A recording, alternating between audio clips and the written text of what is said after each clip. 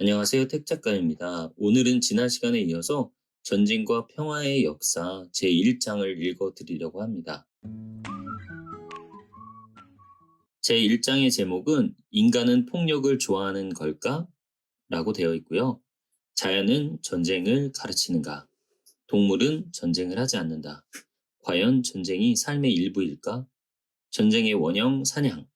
전쟁은 남자들의 일.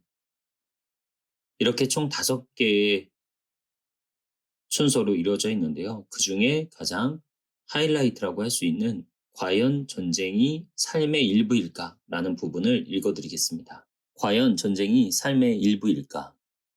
사회 진화론은 다윈 이전에도 존재했다. 프로이센의 프리드리히 2세는 자신의 저서에서 전쟁이 자연권이라는 견해를 밝혔다. 물론 부당한 전쟁도 있다. 흘리지 말았어야 할 피를, 흘리지 않을 수도 있었을 피를 흘린 전쟁이다. 그럼에도 전쟁이 꼭 필요하고 피할 수 없으며 정당한 경우가 더 많다. 영주는 동맹국이 공격을 받을 경우 지켜주어야 한다. 또 자국을 지키기 위해 무기를 들고 유럽 열강들 간의 균형을 유지할 필요가 있다.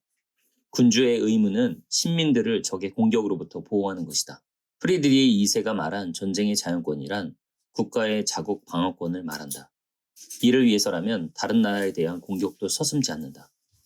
그리하여 2차례에 걸친 슐레지엔 전쟁에서 프로이센은 오스트리아가 줄곧 탐내던 슐레지엔을 합병했다.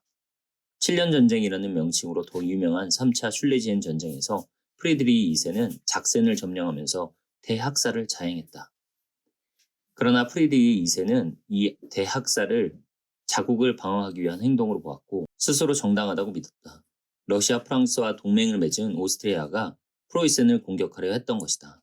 따라서 프리드리히 2세로서는 선제 공격, 즉 예상되는 적의 공격을 앞질러서 급습을 감행했다. 물론 실제로 위협이 있었는지 아니면 자신의 정복욕을 위장하기 위한 핑계였는지는 불분명하다. 히틀러조차 자신이 일으킨 제2차 세계대전을 자국 방어로 정당화했다. 프리드리히 2세와 히틀러가 생각하기에는 자기 방어권이 개인은 물론 민족과 국가에도 적용되는 일종의 자연권이었던 것이다. 프리드리히 2세는 다른 곳에서도 전쟁이 자연적인 것이라고 강조했다. 여기서 그가 말한 전쟁은 자국을 방어하기 위한 방어전뿐만 아니라 전쟁 그 자체를 의미했다. 전쟁은 자연적이며 언제나 존재해 왔기에 어쩔 수 없는 것이라고 말이다. 그대들은 열렬히 전쟁을 반대한다. 물론 전쟁 그 자체는 참혹하다. 그러나 전쟁은 주기적으로 등장하고 지금껏 한 세기도 전쟁으로부터 자유로웠다고 자랑할 수 없기에 전쟁은 세계 질서 안에서 꼭 필요한 것이라고 생각할 수밖에 없는 신의 여타 징벌들처럼 그저 하나의 약에 불과하다. 만일 그대들이 영원한 평화를 이루고 싶다면 내 것이 없고 군주와 장관과 신하가 모두 합리적이고 이성에 복종하는 이상세계로 가야만 할 것이다. 그대들은 이 지상에서 우리의 전통이 거슬러 올라가는 한 언제나 전쟁이 있었듯 앞으로도 전쟁이 늘 존재할 것이라는 점을 유념해야만 하기 때문이다. 전쟁은 질병과 죽음처럼 삶의 일부이다. 전쟁은 가진 것보다 더 많은 것을 갖고 싶어하는 인간의 욕망에서 비롯된다. 그리스 철학자 플라톤은 동물들은 가진 것에 만족하기 때문에 전쟁을 모른다고 했다. 가축에게 먹일 충분한 풀과 농사지을 충분한 땅을 원한다면 이웃의 땅을 조금 떼어내야 할 것이다. 그러자면 전쟁을 하게 될 것이다. 플라톤이 보기에 전쟁은 목표를 이루는 수단이다. 훗날의 사상가들은 플라톤과 달리 전쟁 그 자체를 위한 전쟁도 드물지 않다는 의견을 내놓았다. 전쟁 자체가 전쟁의 목적인 것이다. 흥분, 엑스터시, 도취, 젊음의 열광, 영웅이 될 수 있다는 꿈은 시대를 불문하고 젊은이들을 전쟁터로 내몰았다. 하지만 젊은이들의 부질없는 낭만과는 상관없이 사실상 전쟁의 최우선 목표는 영토 확장과 권력 확대이다. 강탈할 수 있는 타국의 재산도 전쟁의 유혹을 부추긴다. 자기 주장보다는 영토 확대와 치부가 전쟁사를 좌우하는 것이다.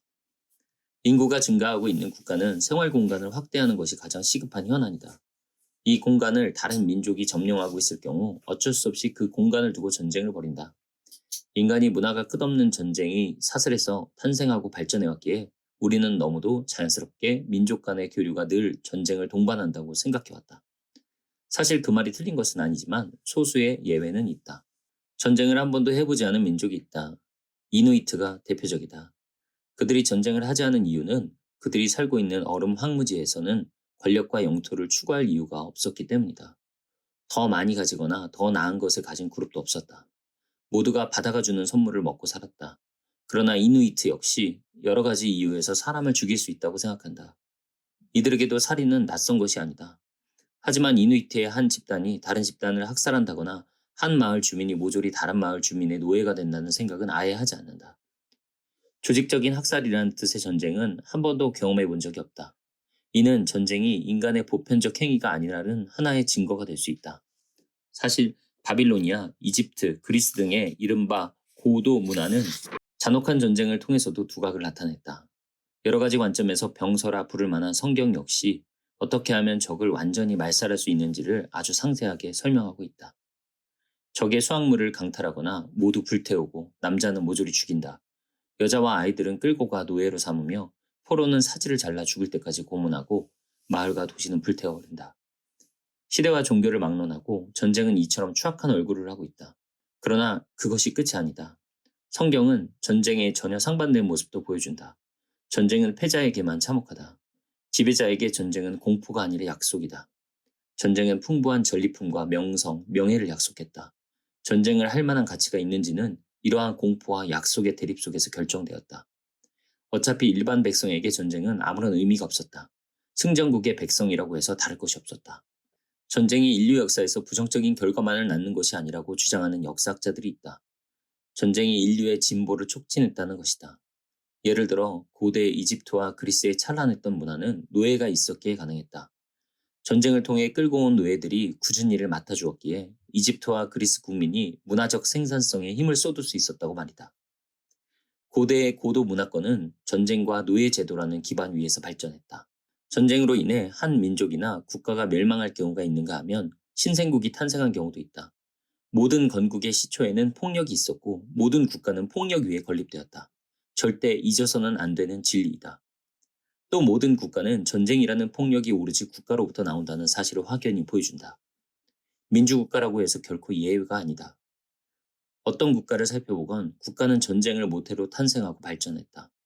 중국 최초의 황국, 진나라는 100년 이상 계속 춘추전국 시대의 전쟁으로 탄생했다. 미 합중국은 상상할 수도 없을 만큼 참혹했던 남북의 내전이 있었기에 탄생할 수 있었다. 프랑스는 100년 전쟁의 와중에 탄생했고 프로이센 왕국과 프로이센 국민의 애국심은 오스트리아, 프랑스, 러시아 세 열강을 상대로 한 7년 전쟁이 없었다면 불가능했을 것이다. 독일 제국은 프랑스, 특히 나폴레옹 해방전쟁을 주춧돌로 삼았다.